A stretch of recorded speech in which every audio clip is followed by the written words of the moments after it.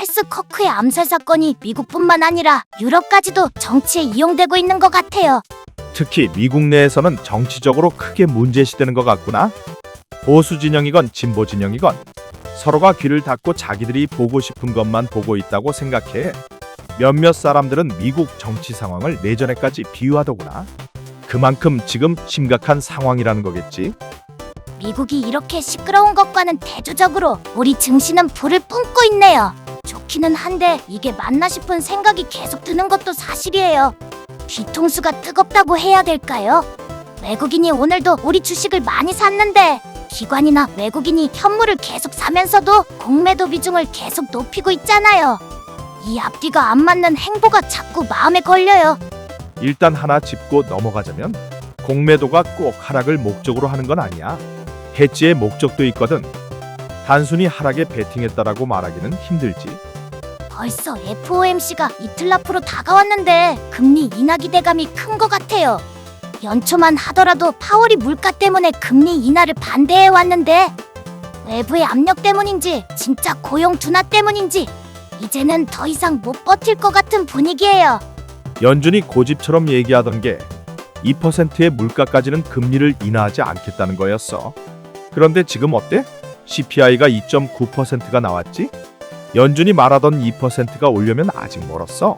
게다가 물가 추이가 계속 상승세야. 파월이 얼마 전 잭슨홀 심포지움에서 리스크가 옮겨가고 있다고 발언했는데 이는 물가에서 고용으로 위험이 이동하고 있다라고 시장에서는 분석해서 금리 인하를 이번에는 단행하겠다로 읽히는 거지. 그런데 이상하게 난 좀 다른 생각이 들더라고. 그 리스크라는 게 혹시 트럼프를 속으로 생각하고 한 말인가? 에이, 너무 깊이 생각하신 거 아니에요?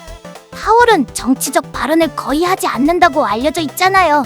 트럼프랑 사이가 안 좋다고 너무 깊이 빠져드신 것 같다. 그런가? 그렇겠지. 그런 뜻으로 트럼프를 공격할 만큼 약삭 빠른 사람 같아 보이진 않더라.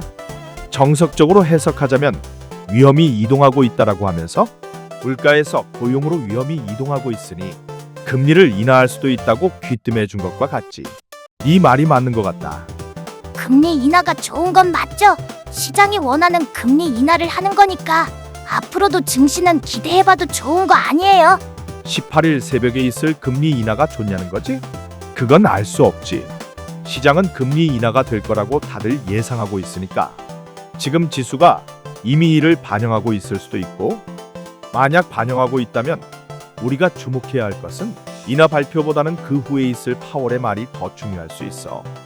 다음 금리 인하는 얼마나 빨리 할지, 또 얼마나 크게 할 것인가? 그러면 또 금리를 인하하면 우리가 또 걱정해야 할 게 인플레이션이 다시 올 것이냐 하는 거야. 파월도 동의한 내용이지만 관세는 일회성인 건 맞아. 하지만 그렇다고 해서 물가가 오르지 않는다는 건 아니거든. 그 뒤로는 연쇄 효과에 주목해 봐야겠지.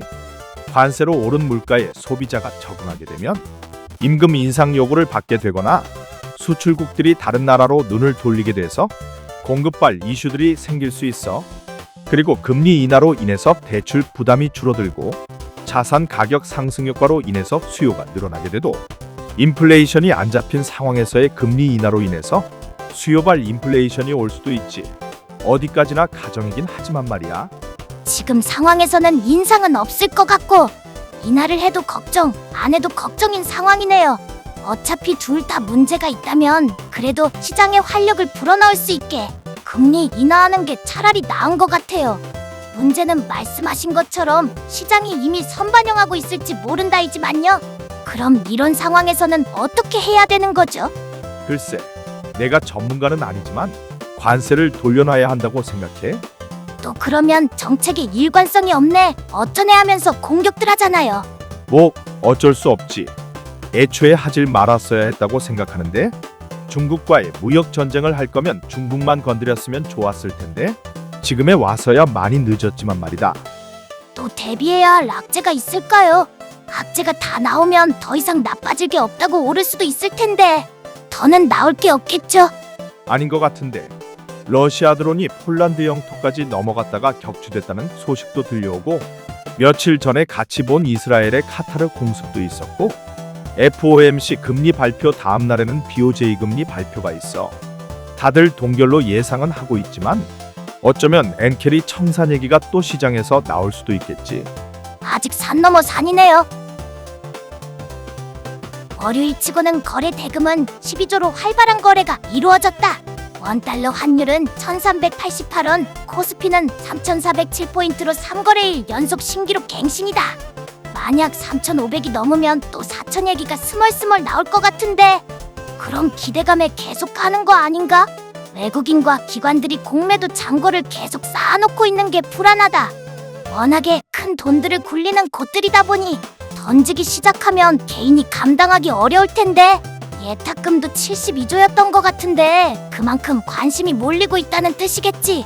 개인들이 사기 시작하면 떨어진다는 소문이 사실이 아니길 바랄 뿐이다.